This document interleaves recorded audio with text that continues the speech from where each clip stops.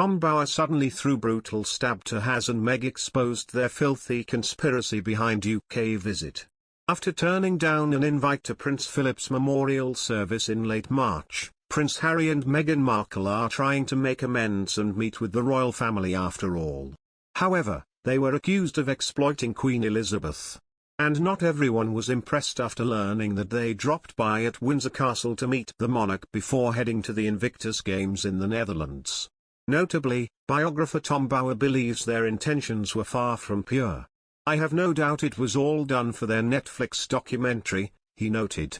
The Queen's advisors failed to protect her from being exploited by the royal family's worst traducers, while the Sussexes exploited an old, unwell woman to boost their credibility and coffers.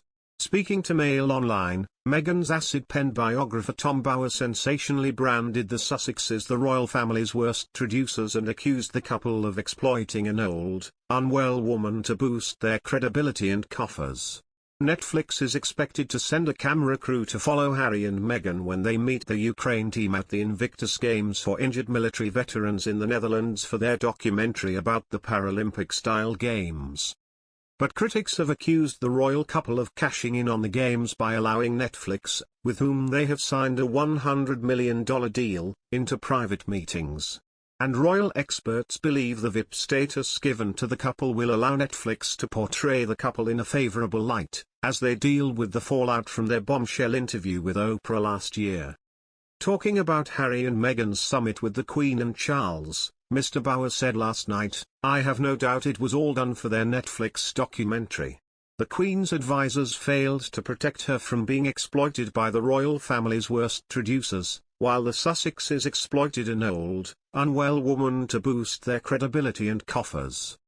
Mr. Jobson told the Mirror, "Hopefully, in time the royal brothers too can break bread and end this new war of the Waleses, which is in danger of turning into one of the fictional soap-style dramas Meghan used to star in.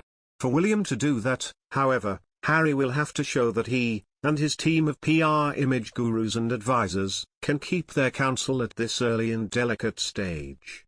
If not, this promising development would all have been for nothing." Experts suggested that the surprise face-to-face meeting with the Queen, who will be 96 next Thursday and has experienced a series of health problems recently, was an olive branch after considerable tension between the Sussexes and royal family. Ingrid Seward, editor-in-chief of Majesty magazine, said the visit would have made the Queen very happy despite the couple's highly publicized criticism of the royals. In their interview with Oprah, they accused an unnamed senior royal of racism. Harry and his father have spoken only rarely over the past 2 years, and he heavily criticized Charles in last year's Tell-All Oprah interview in California last year for failing to support him and allegedly cutting the Duke off financially. The claims were disputed by supporters of Charles, who say he has been left desolate by his younger son's rejection. He is also said to be deeply concerned about Harry's memoirs, due to be published later this year, which he fears will be further used to settle scores. Besides, Meghan Markle and Prince Harry have been accused of letting their ethics take a backseat and even fly out the window when there are dollar signs in the preview. Piers Morgan's wife Celia Walden issued this statement in her latest interview with GB News host Dan Wootton.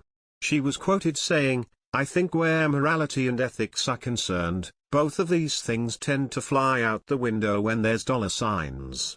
Things get very embarrassing. I mean, this is just been unanimously agreed that it is a preposterous thing to do," she also added. In fact, the only thing that she should be trademarking, she can trademark arrogant, entitled and preposterous because all those things are uniquely her.